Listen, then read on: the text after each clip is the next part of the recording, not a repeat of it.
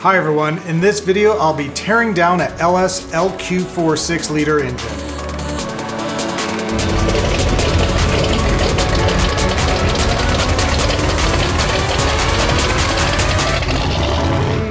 Hi everyone, and in this video I'll be tearing down an LS LQ4 6-liter engine.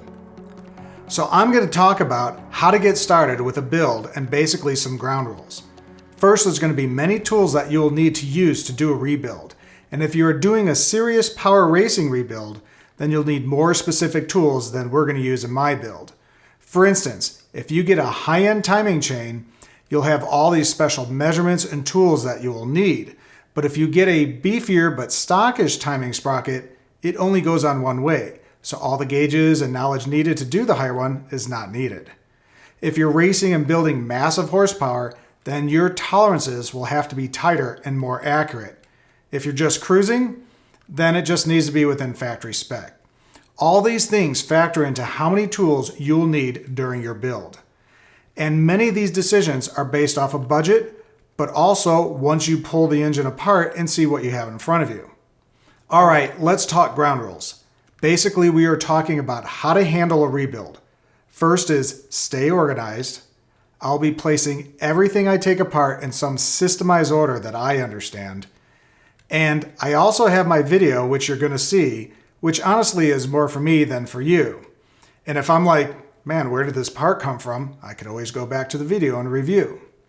The other rule is keeping everything clean as possible. And that's mostly for the assembly side of it instead of teardown.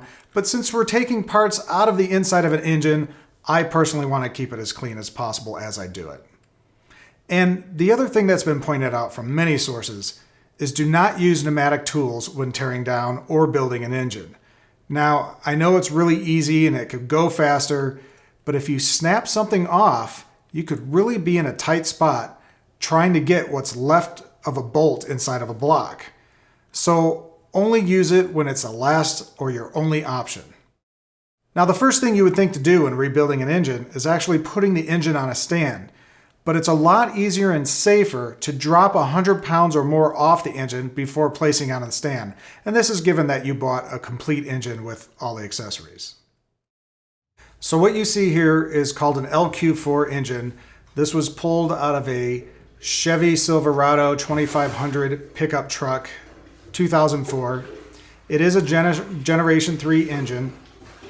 And right now, I bought this complete, so what you see me pulling off is all the computer, all the wiring, including the drive-by-wire electronic gas pedal. And I'm just trying to take all this stuff and kind of get this rat's nest out of the way so I could actually start doing the build. The other thing you'll see right behind me is the coil packs. That was something that was bolted right onto the valve covers. And so I pulled those off since it was easy to get to and just removed them before I actually started filming.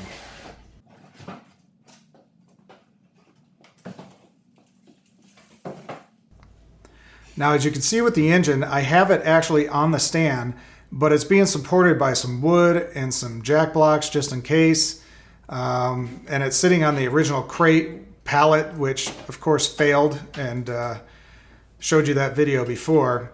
And honestly, I'm kind of looking at this thing just going, okay, where do I start? Let's get acclimated with what size of wrenches and sockets and stuff that I'll need, and start tearing this thing down and take as much weight off as I can.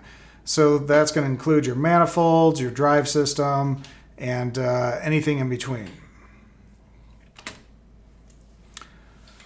So what I started out doing first was actually putting some lubrication on a bunch of bolts just to let it sink in, because everything looked like it's been sitting there for a while, and some high mileage on this engine. And I'm tackling right now the intake manifold.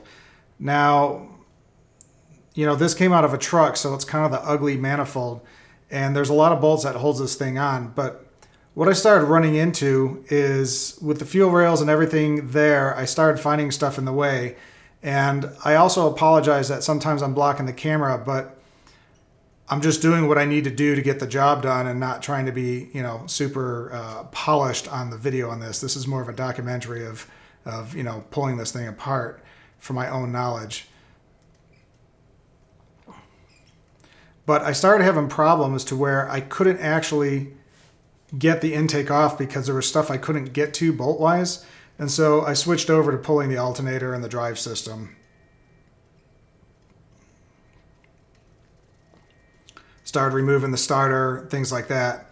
Now, all these major parts that I kind of know that aren't going to go back on this engine because they're either too ugly and I kind of want to pimp it out and make it look nicer, I'm taking those off camera. They're actually, not part of what's going to go back on the engine. So I'm just throwing them, on the other side of the garage just to get them out of the way.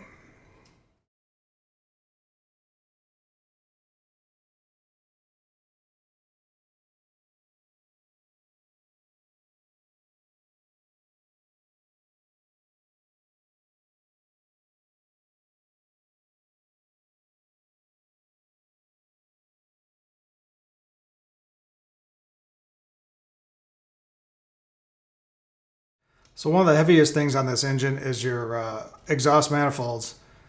These things are solid steel, so pulling those off was actually pulling a lot of the weight off. And then getting some of the drive system off and the starter and such really dropped some weight.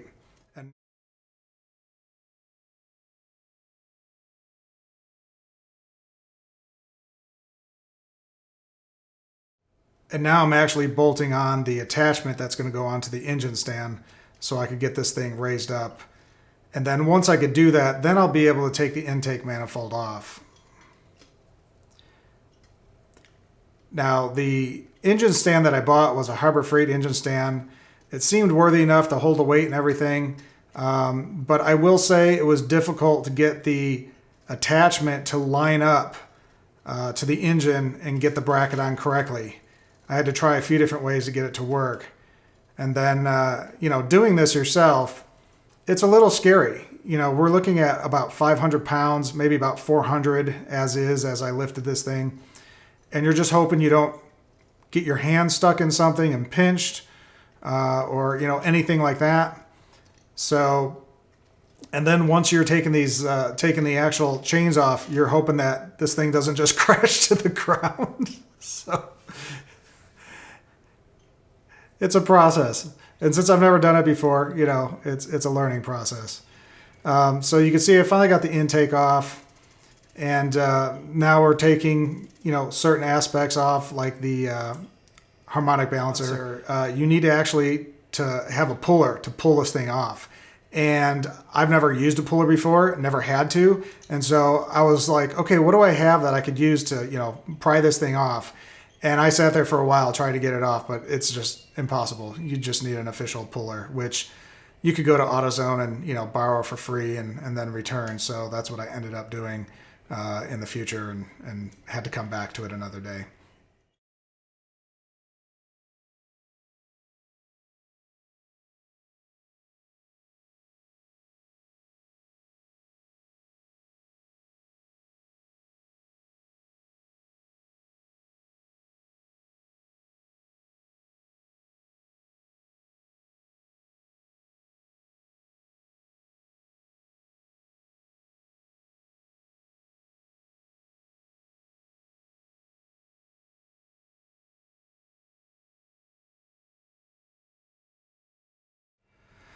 So now that we're digging into the engine itself, this is where things really had to be organized for me, and I started laying everything out on the floor in a systematic way. And this is where I started pulling the rockers and the push rods out. And, not knowing if there's anything that's individualistic in the engine, I was putting everything in an exact order on the floor, so I know that this one came from cylinder 1, this one came from cylinder 8. And then if there was anything I needed to label later on that I could. And also I was pulling it apart in a systematic way to make sure that when I go to the machine shop and I, present this engine to them, if they go, wow, we're seeing problems here at this area, then I could say, oh, well that, here is, cylinder number 8's rocker and look at the damage on this or whatever. So I was really diligent about laying this all out and keeping it really clean, organized. So what you see here is a nice makeshift breaker bar. I had a copper bar that helped extend my socket wrench an extra, 1.5 feet, and that really helped break a lot of these head bolts that were on the engine itself. Now, there's a special shim that goes into the head, and for some reason it was stuck in the head. I could not get this thing out, and I spent a good 20 minutes trying to see what I could do to get this out, but I didn't want to damage the shim, scratch it up, with pliers or anything like that. So I just decided to leave it for the machine shop, and they could, do what's best in that situation. So what you'd see now is me pulling out all the lifter trays and the lifters. And I did notice that one of them was kind of rubbing a lot, had a little bit of damage to it.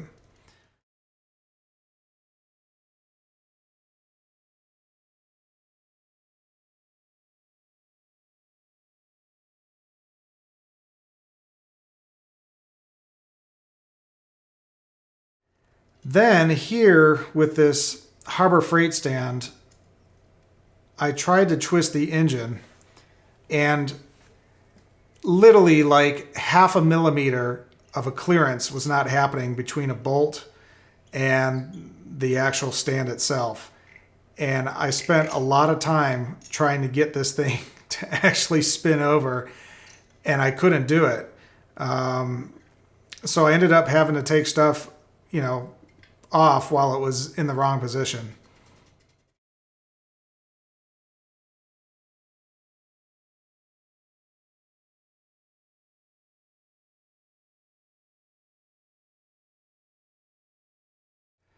There I finally used an official puller to get that harmonic balancer off.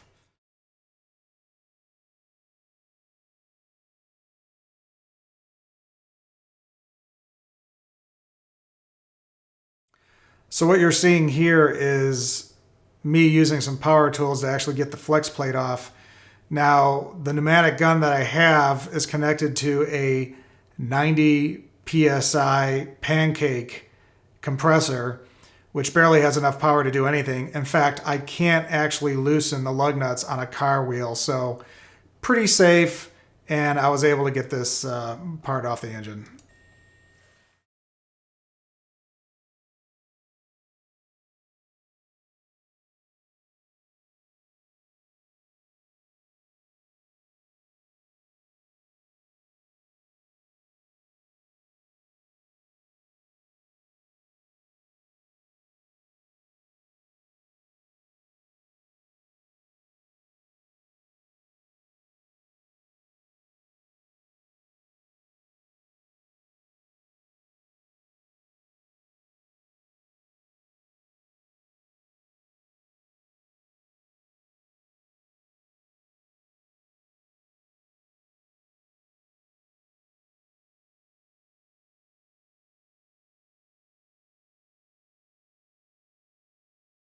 And then once I had 95% of the block cleared, it was just like, what have I missed?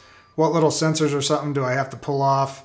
And, finally just kind of evaluating that and getting everything systematically pulled off. And then, I covered up the engine just to keep stuff clean and stuff not going in there, but it didn't really matter since it was going to be pulled apart and fully gone through the machine shop. So that's it for the teardown side of this engine. Please hit the subscribe and notification buttons below, and have a great day.